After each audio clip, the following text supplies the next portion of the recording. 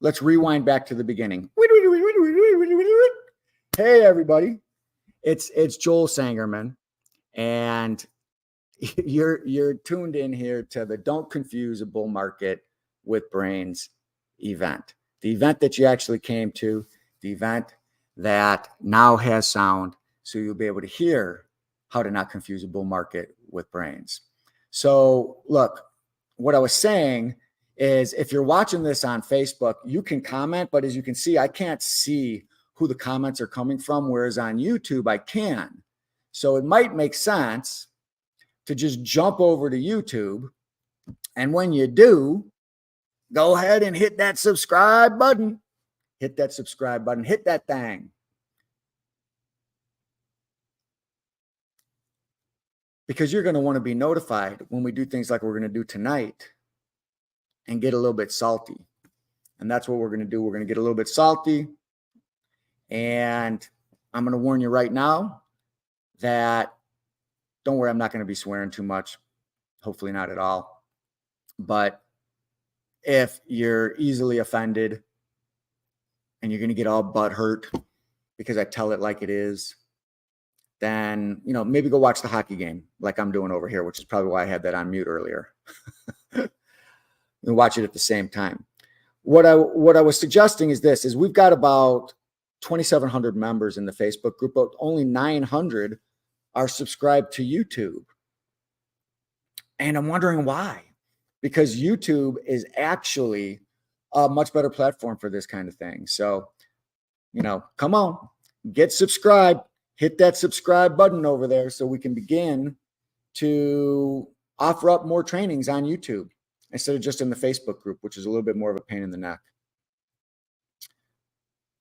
We can create a little bit broader of a base, which then allows for things like potentially interviewing some of the people who are either doing, promoting, or advocating some of the shenanigans and ballyhoo that we're going to be exposing today. That's right. Things like BRRRR. I like saying it too. But things like BRRRR. Things like lending people earnest money deposits for their first deal. I mean, should I take one to the head or through the mouth? Things like paying way too much money to get into a sub-2 deal. Things like learning from a community instead of the mentors, instead of the owners, instead of the coaches.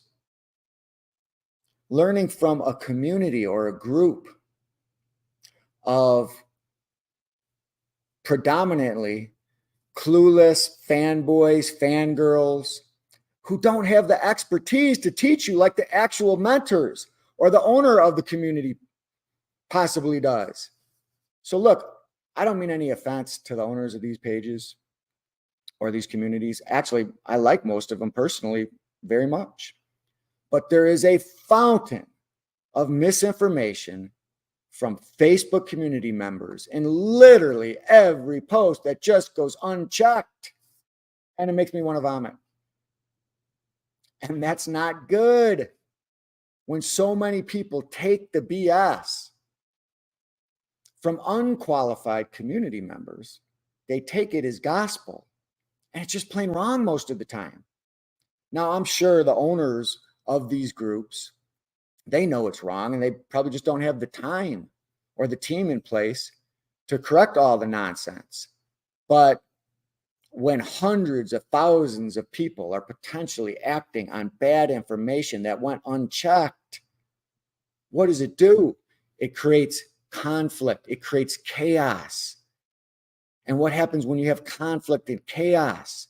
Well, possibly it could lead to things like we're seeing with wholesaling around the country, right? It could possibly lead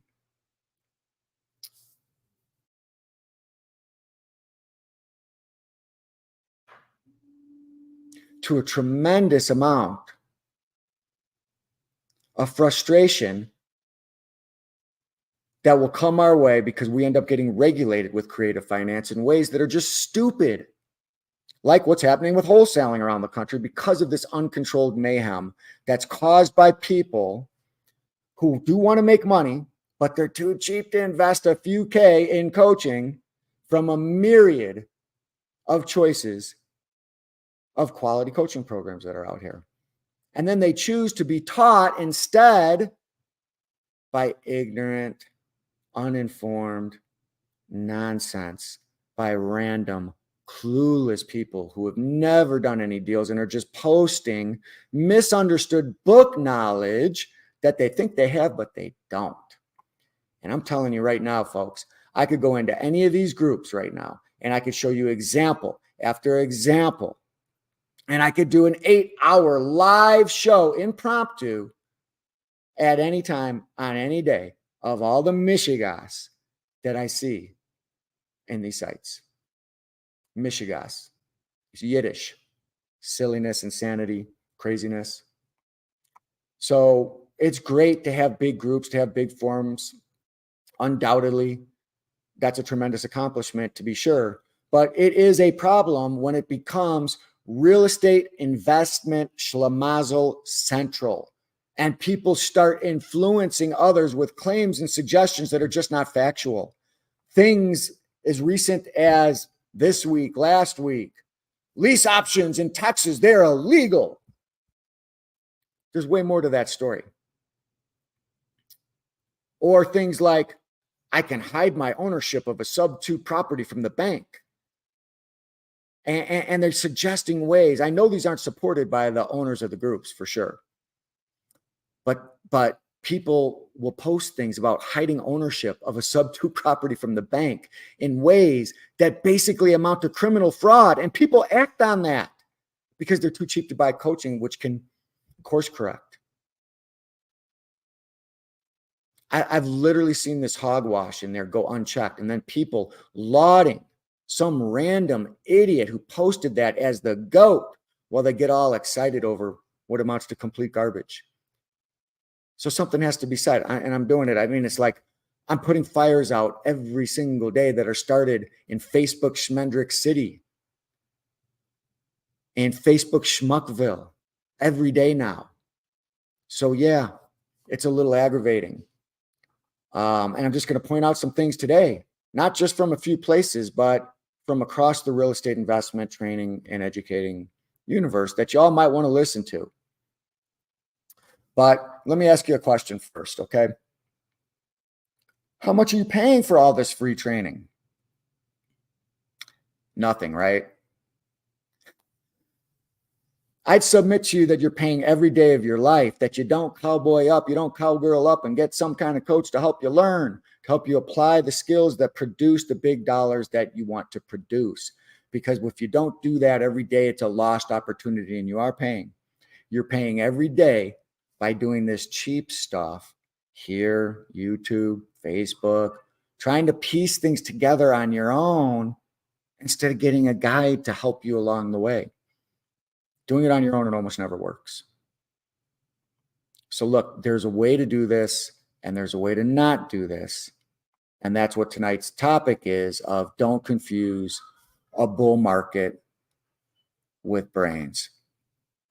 What I think I want to do though is first share with you what good looks like, what you ought to be focused on. I showed you $1 million worth of deals done this way. And you're going to be much better off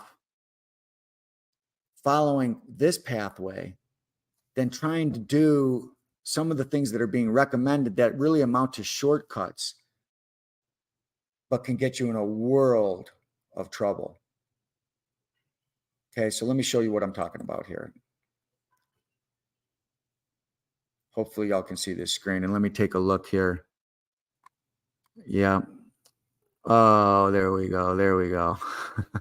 I'm just trying to look in the comments as we go here. Let me blow this up so y'all can see it a little better. I think you can maybe see it a little better now. Okay. So here's an example of a very simple kind of deal. I showed you $1 million of these a couple weeks ago. You can go watch that video. $1 million of real deals.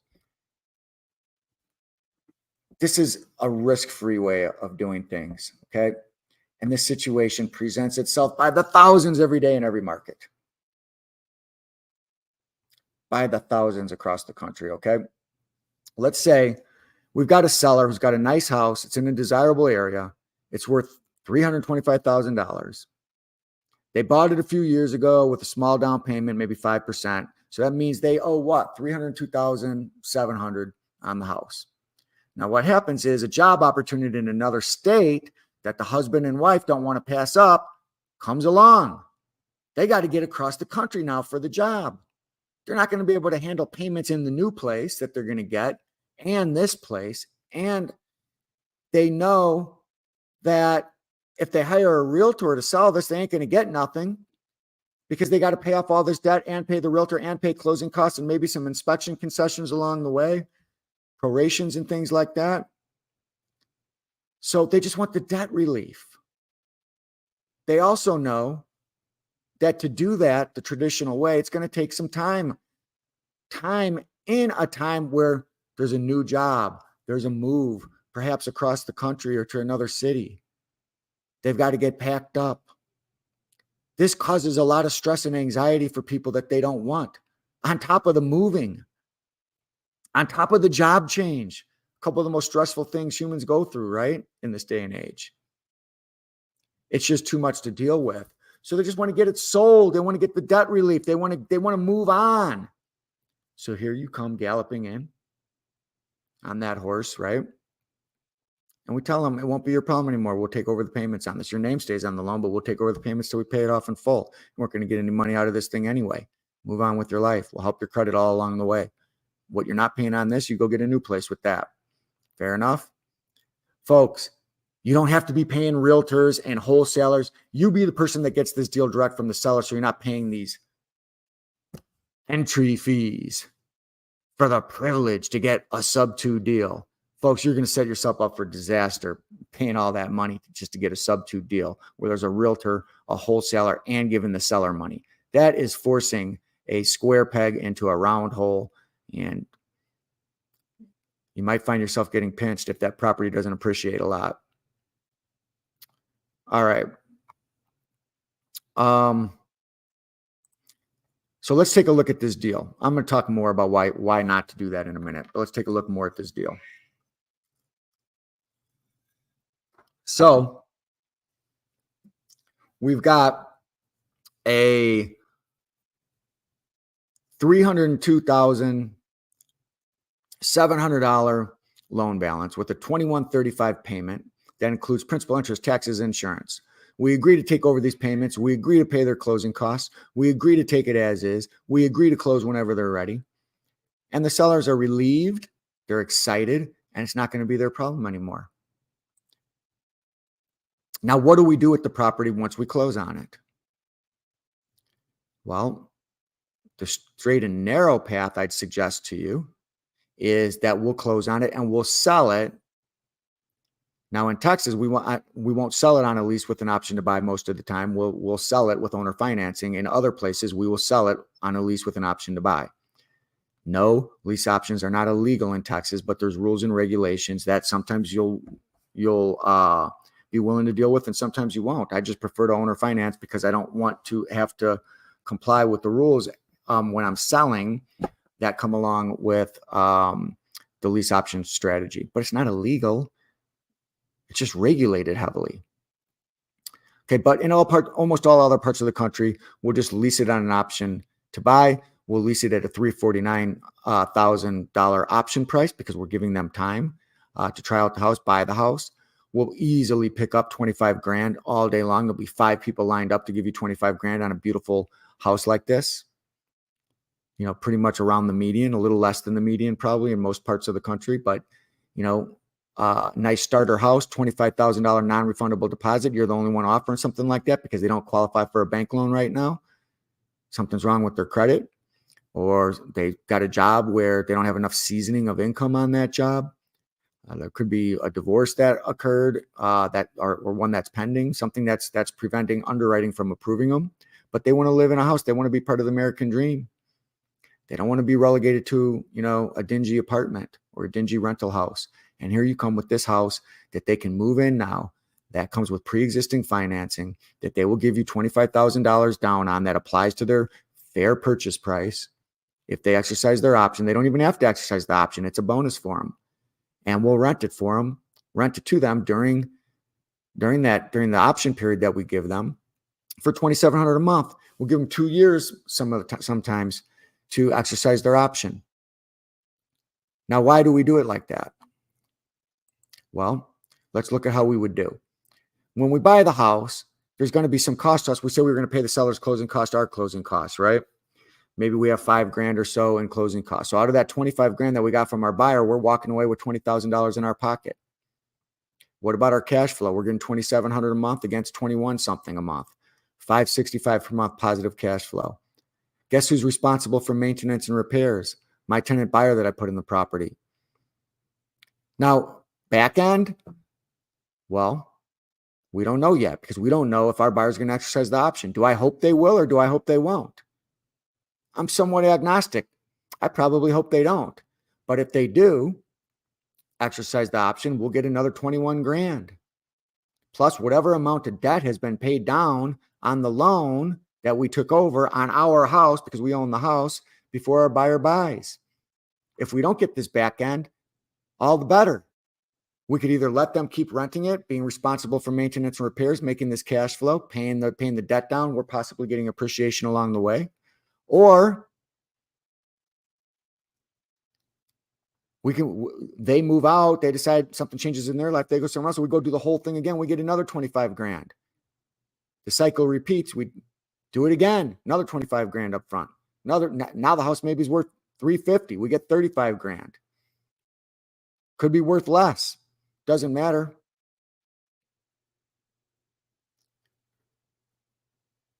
But we can be agnostic as to what happens on the option and make a whole lot of money on the same house. We just don't know exactly what's going to happen. But how does this all work out for the others that are involved in the transaction? How does it work out for the seller? Well, the seller got to move on with their life quickly, easily, painlessly. That monthly debt was taken care of, and eventually all of it. They didn't have to worry about prepping for sale with cosmetic fixes. They didn't have to clean every weekend and declutter and stage the house. They didn't have to absorb any costs of the sale. How does it work out for us? Pretty doggone good. We picked up a great property with no contractors, no hard money lenders, no banks, no realtors, no cash out of pocket, no credit that we had to use. And we get depreciation as a tax advantage. We might get appreciation. I don't know if we will or we won't.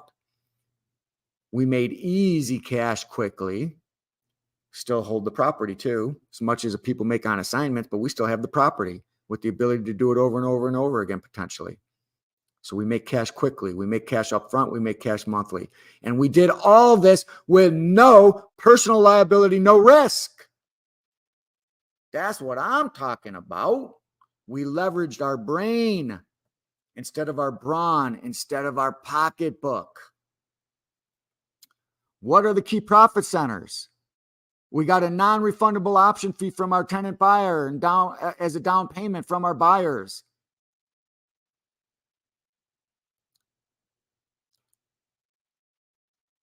We always are going to make the spread between what we have to pay a seller and what we get from our buyer. So we're going to be making a monthly payment spread. We're also going to make a price spread. Now, we might get what I call a duration spread, which is what I kind of just described, because we might end up with a few buyers because people don't exercise their option during their option period and they move on. So we're getting down payments a few times, starting people over at ground zero. We're going to get the tax advantages of depreciation. We earn debt pay down. That increases our equity. And sometimes we get lucky and get appreciation as well. Folks, this is the way you want to be doing deals. Okay? This is the way you want to be doing deals. Now, with that being said, let's talk about how a lot of folks are confusing a bull market run in real estate where they've made a lot of money taking excessive risks, and they're masking that as if they have brains and selling that to people as if that's going to continue into perpetuity. Here's the thing, guys and gals, and this is where you might want to fasten your seatbelt a little bit, okay? Here's the thing. The problem with making money despite doing stupid things is that it just entices you to do it again and again and again until you finally get burnt for doing something stupid in the first place. This is why many of the gurus out here, they get rich and then they go bankrupt, and then they get rich again, and then they go bankrupt again, and then they get rich again. Now, in 30 years, through several significant up cycles, down cycles, I haven't gone bankrupt. Why? Because I've known since the very beginning, thanks to the people who drilled these points that I'm about to make to you, they drilled it into my head. That saved me, because I would have probably had that personality too. But I had it drilled into my head to not do stupid stuff, because you can build an absolute real estate investment empire without taking unnecessary risk with your money and with your credit.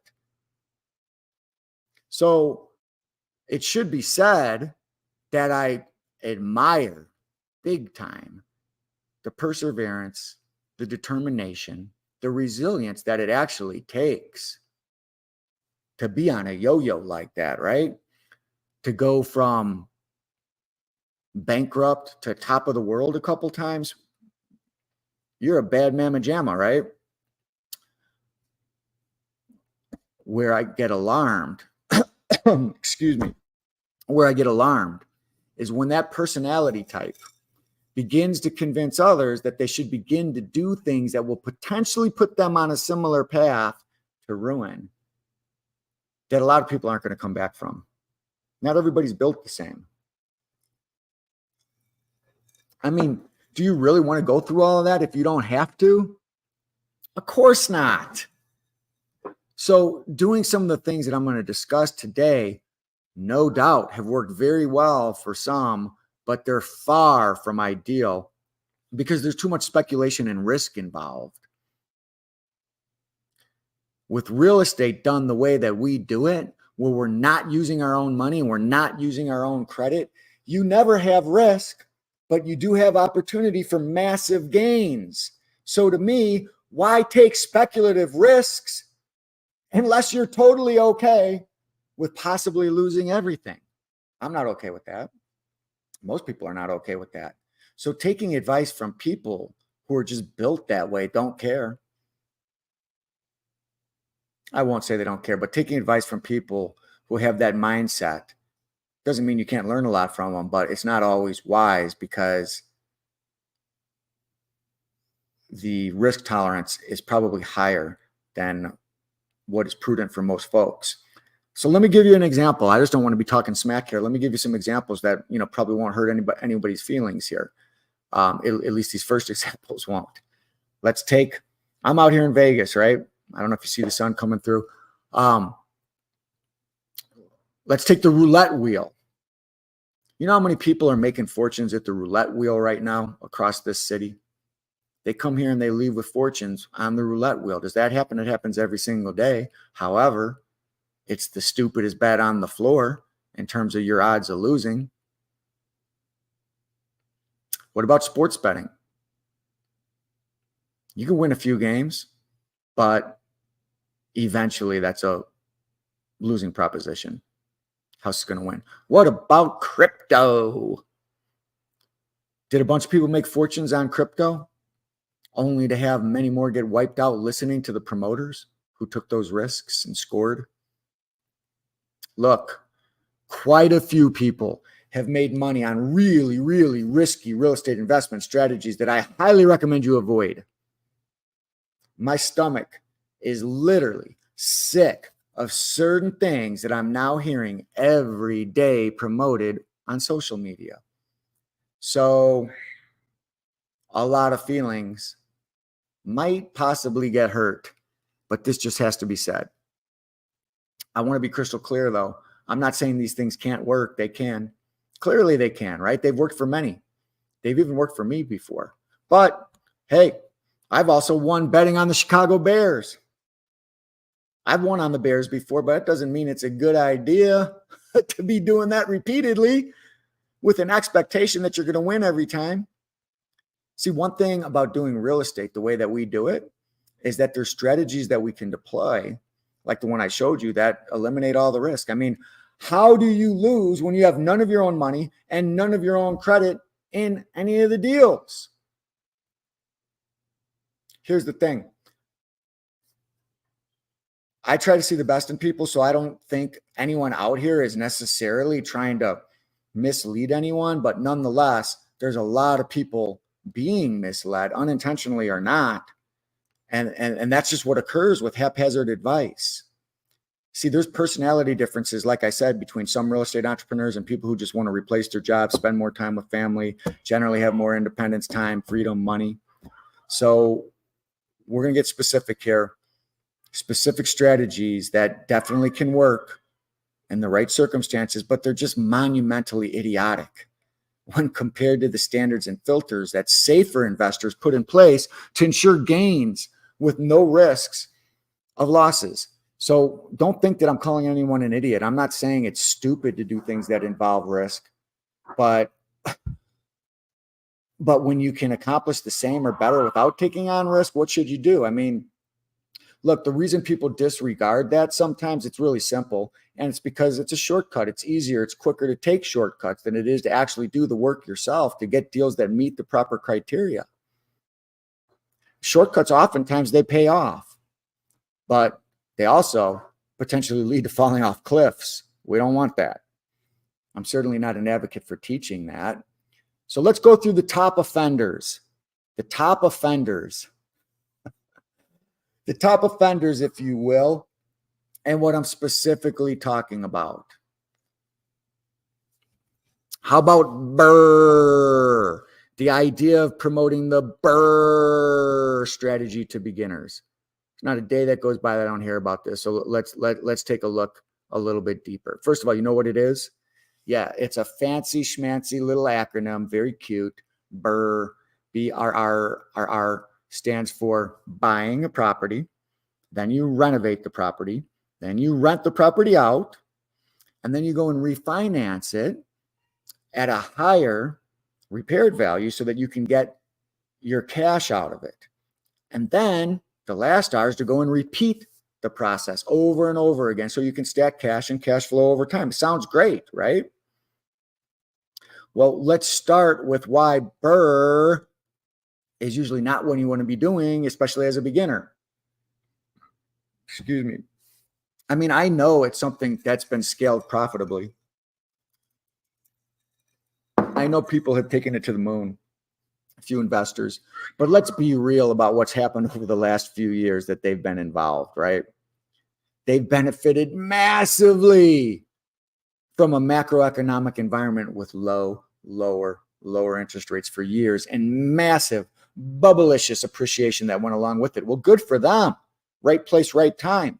But neither low rates nor appreciation is something that you can depend on over certain time frames. And now we have millions of people that are trained in this strategy who quite candidly have a good possibility of a very rude awakening in many respects. Folks, there are so many bad premises to this whole strategy. It's hard to know where to even begin. Okay, for one, the whole process of BRRRR, it takes an incredible amount of time, like several months for each property. So look, if you want to have a handful of properties by the time you're 90, walking with tennis balls on the bottom of your rocker, then go ahead and do BRRRR. Here's the other thing. You have to renovate the property, right? And in order to do that in a way that gets it to appraise much higher, you're going to be spending thousands of dollars, if not tens of thousands of dollars. And then third, the whole point of the strategy is to be able to get the money back that was used to purchase the property and renovate, along with some profit via cash out refinancing. Well, first of all, good luck getting that at a high enough loan to value ratio where you can do all that without personally guaranteeing the debt. A strict no-no for us. So, let's look at the math that makes this strategy so enticing. You buy it for, I don't know, let's use round numbers here. Buy a property for 100 grand. You renovate it for 20 grand. So you're into it for 120 grand plus your closing costs, financing costs. Then you're going to go out and rent that property to a regular tenant that you just spent 20 grand rehabbing. Are you out of your freaking skull? Bad idea. Think, how do you treat a hotel room? How do you treat a rental car? No regular tenant, no matter how well you screen them, and we screen them excellently, but no tenant is not going to have wear, not going to have tear. There's going to be babies, kids up in there. There's going to be Marmadukes, dogs. There's going to be damage. And it makes literally no sense to be putting regular tenants into freshly rehabbed properties that you just spent 20 grand on. So now let's say you did all that. Now you got to go and try to refinance it without a lot of time that the tenant's been in there seasoning it. And you got to hope and pray that the appraisal of the house comes in where you need it. And then where you can even get a high enough loan to value ratio on it from the lender in order for you to get the cash out during that refinance. So not only did you spend 30 days waiting to close to buy the property when you first bought it, but you probably spent another couple months waiting for it to be renovated, hoping that your permits come in okay, and you don't get eaten alive by the financing costs that probably were done with hard money loans like some of these guys are recommending. And then you have to wait probably yet another month from there to refinance it, hopefully with a better rate, maybe not. So all in all, you're waiting a minimum of 3 to 4 months on just one property. And then you have to hope that you can even get the cash out of it. And then on top of all that, you've just pulled most of the equity out of the property with a higher loan amount, which means higher payments. So now you're trading your cash flow that you're getting from the tenant to make the higher payments on the house. So let's say you rented the house at $1,200 a month before you refinanced it. You're renting it out for that. And, maybe you were paying $700. Great. Got $500 a month of cash flow. Well, that's nice.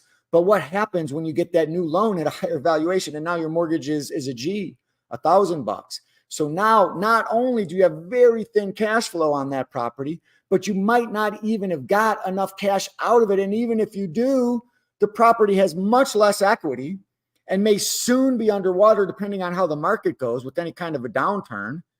You may end up getting the place back with damage that costs you yet another few K just to get it back in rentable condition, especially if you end up having to evict someone because they don't care about your house. They aren't planning on buying it like our tenants do, right? Like our tenant buyers do. You have a totally different quality of tenant in there. You have no protection in the form of a large option fee, the 25 grand, the 30 grand, the stuff that I was showing you. Okay. And then to top it all off, the strategy is now calling for you to go and do that foolishness all over again. That's the last R, the repeat. No thanks. It's not intelligent to do this. If there were no other strategies out there, maybe, but it's not intelligent to do this when there's much better ways to accomplish better profits without those risks. Strategies like the one I showed you before. So, look, if you do this BRRRROKE strategy a couple times a year, if even that, then you end up with 2 properties that aren't cash flowing well, that used to be remodeled very well. And now you have tenants that have the risk of wrecking your unit. Oh my God. Look, make a long story short, don't do the BRRRR strategy. Just don't do it. It's going to save you so much time, so much aggravation, so many headaches if you avoid making this mistake. I've had fun. I know it's fun saying BRRRR. I know a few people have made a lot of money with the idea, but look, BRRRR, it's going to make you BRRRROKE if you don't learn better ideas. Skip that one, seriously.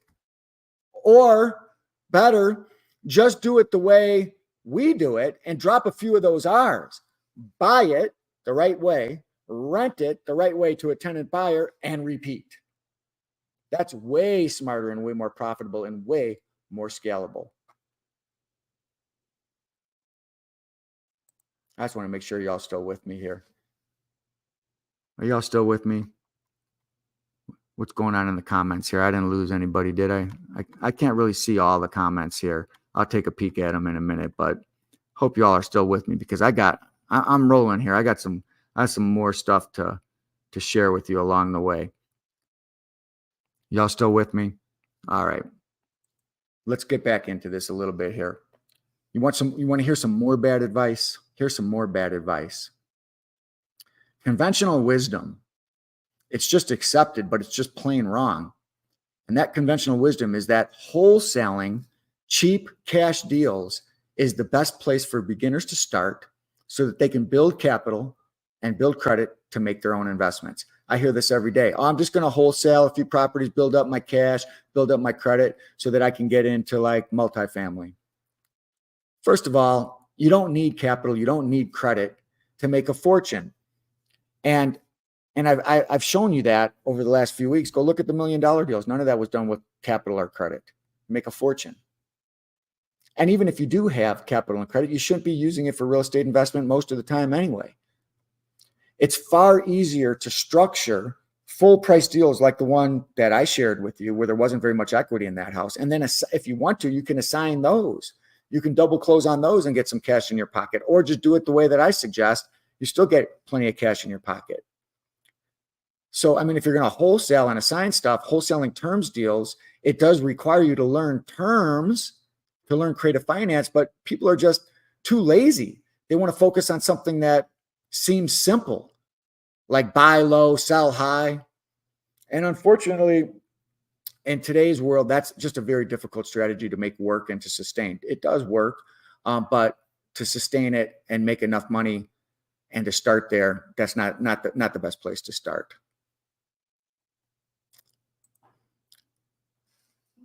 Okay, I see some of y'all are there. I see Jim. Thank you for whoever is saying some of the stuff in here. The folks who are saying, see, all y'all who are on Facebook, it's cool to watch it in Facebook, but you might want to go and hit that YouTube link and then repost those comments in there so I can see who's saying what, and I can put you all up. Because there's like the way StreamYard works, I can't see like some of the Facebook stuff, which is why YouTube is a little bit better place. But I got more. I'm just getting started here, folks. I got probably 3 more things that you need to hear. Stuff y'all shouldn't be even considering. Like this one. And this should be common sense.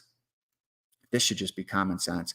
But, you know, if you look close enough, it seems like to me in today's world, and let me know if you agree with this in the comments, but in today's world of social media dominance, that sensibility has shifted and the term should actually no longer be called common sense, but it should be called uncommon sense. You following me on that? It's literally become uncommon to have any basic sense to begin with. I don't see it out there very much. I mean, I can't even get served a McDonald's drive-through order without more than half the time the order being wrong and something missing. Sense is uncommon today. And nowhere is this more evident than in some of these Facebook groups out here. Look, don't learn real estate investing from social media addicted Facebook group members instead of the qualified people, probably qualified, who actually own the page or run the pages. They're probably going to charge you money, right? And that's why you fall back and learn from the minions in the group. Don't do that. Get education directly from the source, not from posers trying to be cool in a Facebook group who have seen a few videos they like, they've never done a deal, or they claim they've done this many of them, and they have an opinion on everything. It's completely ridiculous. Let me give you an example.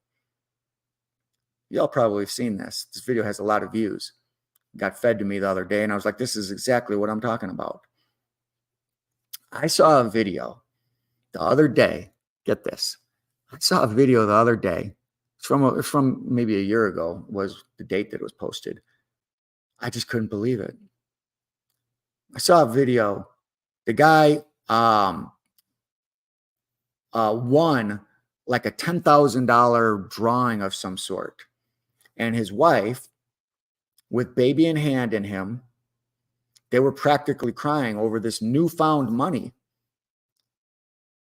Because the guy that won the money, he explained to the real estate investor who was giving the money away, but the guy who won the money, he had a car that needed fixing.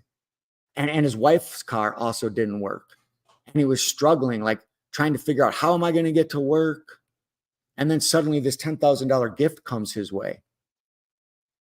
So they're ecstatic, right? Good for them. I'm happy for them that they won that. That's great. The guy who gave it to him literally then asks him,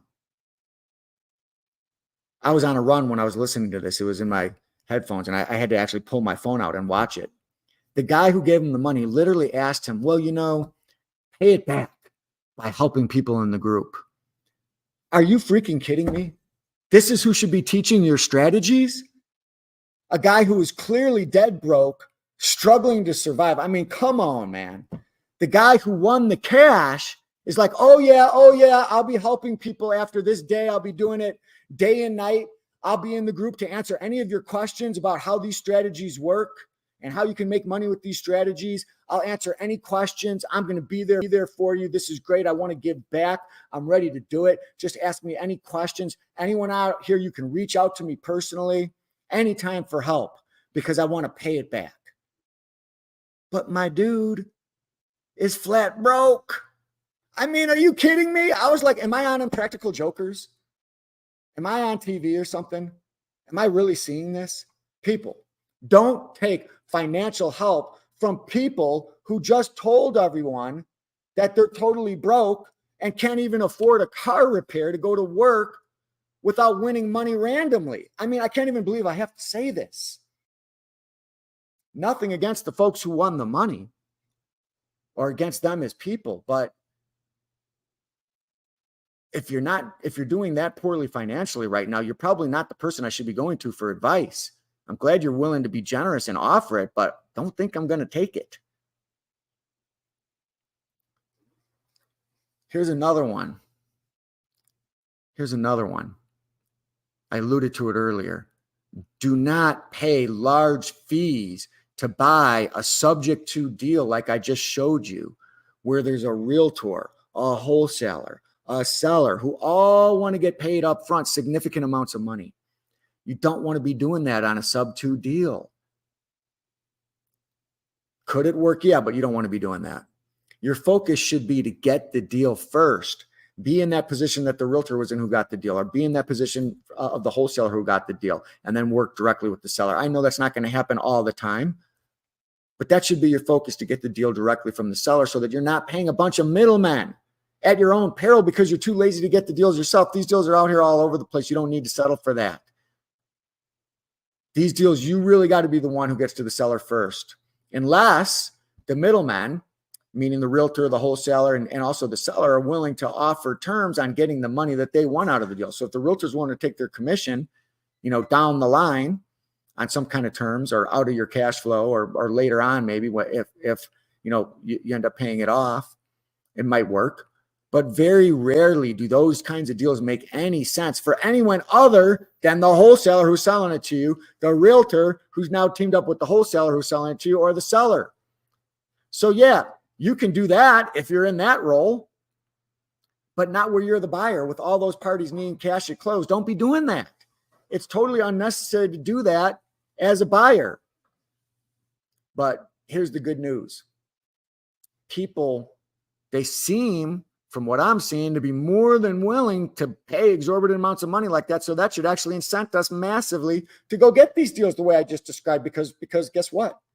We can easily go to those people who are willing to pay those massive entry fees and overpay. But let's just be clear. That doesn't mean that people should be taught in the first place that it's a good idea to be doing that, to be putting significant amount of money into a sub-2 deal where you have very little equity and you don't have perfectly clean title. Okay, it's a bad idea.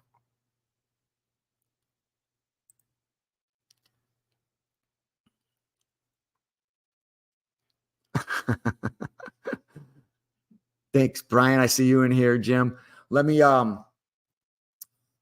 continue. I got another one for you. This one absolutely takes the cake for me. Takes the cake. This idea of lending earnest money deposits to wholesalers who can't raise a measly few grand themselves, or lend earnest money deposits to new investors who have no track record. This is where you should get started in real estate, seriously. Or really, you should get started in real estate doing any kind of transactional lending as a brand new investor. Recipe for disaster for lots of reasons. For one, you got to be able to evaluate a deal if you're going to do that. You got to be able to evaluate if it's even going to close to protect yourself in transactional lending. And if you already know how to do that, then you don't have any need to be lending your money out when you can just be going out and getting the deals yourself for much better paydays. You've got the earnest money deposit. Go do the deal if you know how to do it and you know what looks good. Don't just be giving random people earnest money deposits because they're good salespeople and they made a bunch of comments in the group and they sound like they know what they're doing. You're going to get killed, crushed. And if you're the investor, the one who wants the funding from some new small-time transactional lender who's got a few $1,000s to lend, then you as an investor are either too broke to come up with a few grand yourself or through your network. And if you don't even have that as an investor, ain't no way I'm going to be giving you my money to blow. And if you're already reliable and a skilled investor, then you're certainly not going to be giving somebody the massive returns that are promised with this strategy. The strategy promises, oh, you know, you put 3,000 in, get 6,000 back or something like that, right? Who the hell's going to do that? Promise to double your money to borrow your cash for a couple hours or a couple weeks. No savvy investor who can actually close deals does stupid stuff like that in small amounts of money, because we've got plenty of relationships and other outlets for that at a way cheaper vig. And paying that vigorish, less cost to us, right? The vig, just silly. I can't believe how many people have reached me telling me that this is how this is like their occupation now. So I'll be like, oh, so you're a transactional lender. Okay, I get it. So what's the most that you can lend? I'm always looking for private lenders. And they're like, well, I got 3,000. I ask if they've ever even done it before, and it's like crickets. Folks, this is ridiculous. If you only have a few $1,000s and you're looking to get started in real estate investment, don't lend it. Put it at, don't lend it and put it at risk with other prospective real estate investors that are so broke that they need you and your $3,000. Come on, man. Serious? Use the money, get into a coaching program. Doesn't have to be mine. Put the money to work on your own skill development so you can be the tycoon that you want to be, so that you can get the skills that you want to go out and make real money versus trying to turn 3K into 5K at massive risk to you. Stop with the shortcut nonsense that makes literally no sense. Folks, I could go on and on.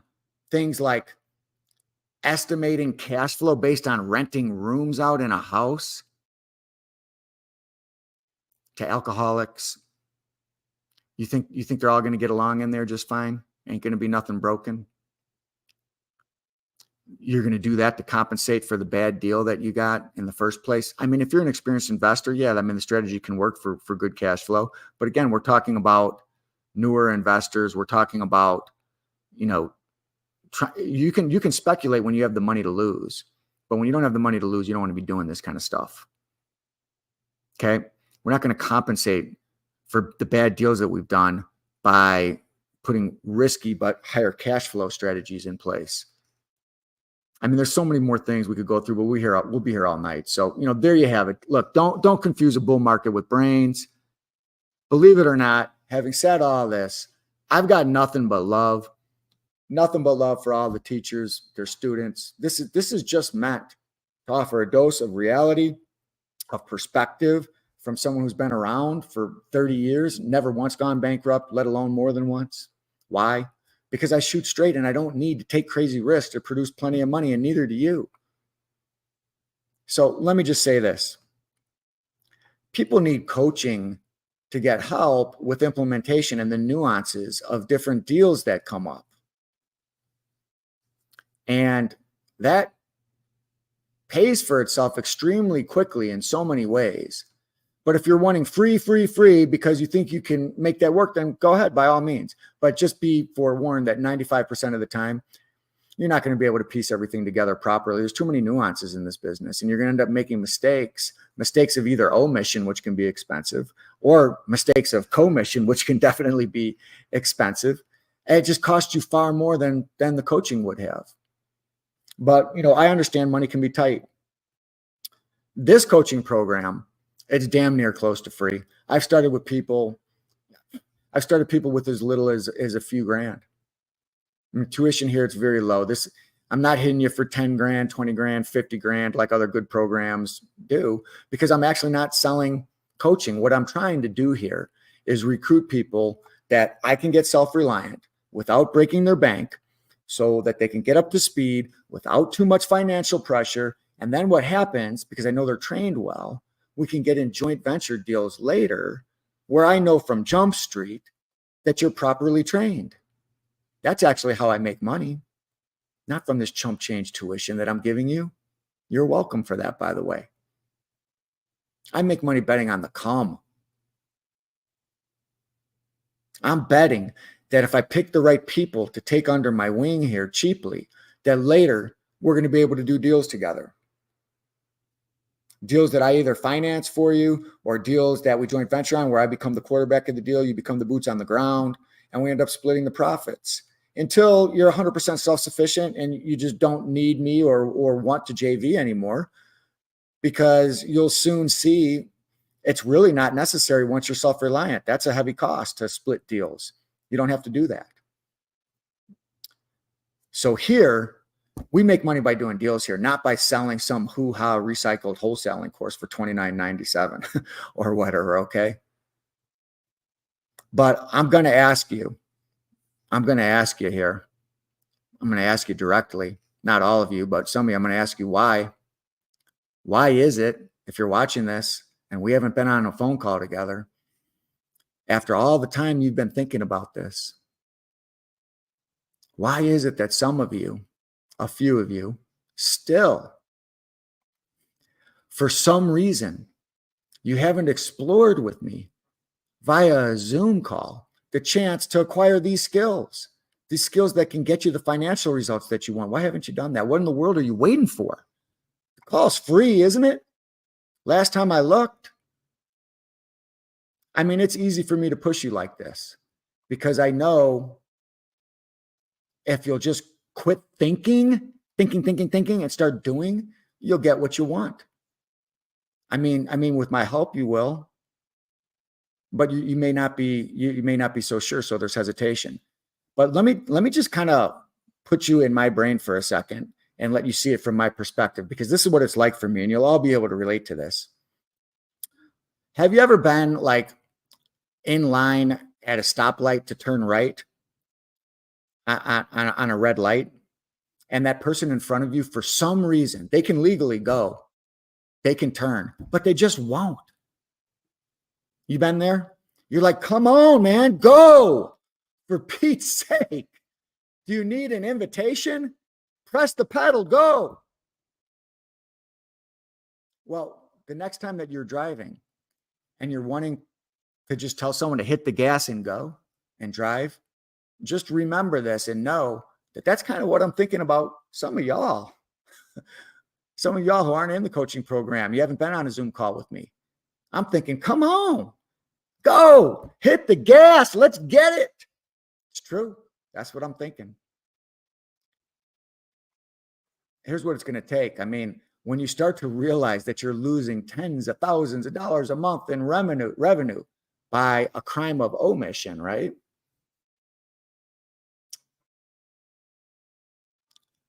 Could be a crime of commission because your real estate investment process, it might be non-existent, it might be broken. But when you realize you're losing tens of thousands of dollars a month, then you're going to be able to see that it's far less risky for you to pinch a few $1,000s of your money or available credit card room and put it into mentoring and coaching. Put it into mentoring and coaching so that you can solve the problems that you have and get the results that you want, and to break your analysis paralysis.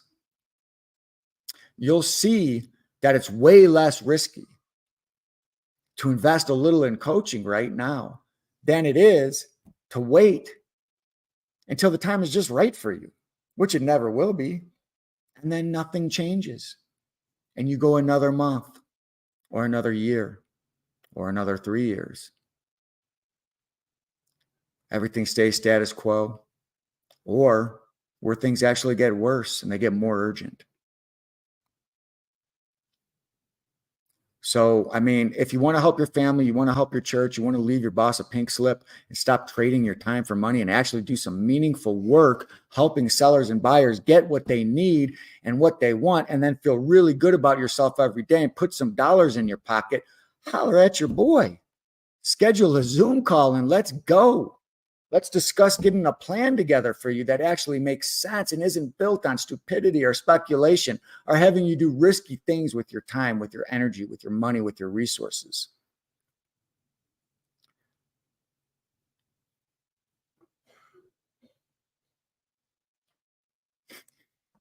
All right, y'all. I appreciate y'all very much. Everybody have a good night. And we'll do this again on Thursday. I'm just looking at some of these comments in here. What is this? Yep, that's good advice in there. All right. I appreciate you guys staying with me. This went longer than I expected. This stuff needed to be said, but everybody have a wonderful evening. I'm gonna go ahead and sign off, and we'll make sure this stuff is loaded up in the group. Send out a replay if you came late because of the technical difficulties that yours truly created at the beginning. But anyway, everybody have a wonderful evening. Peace, love, happiness. Over and out.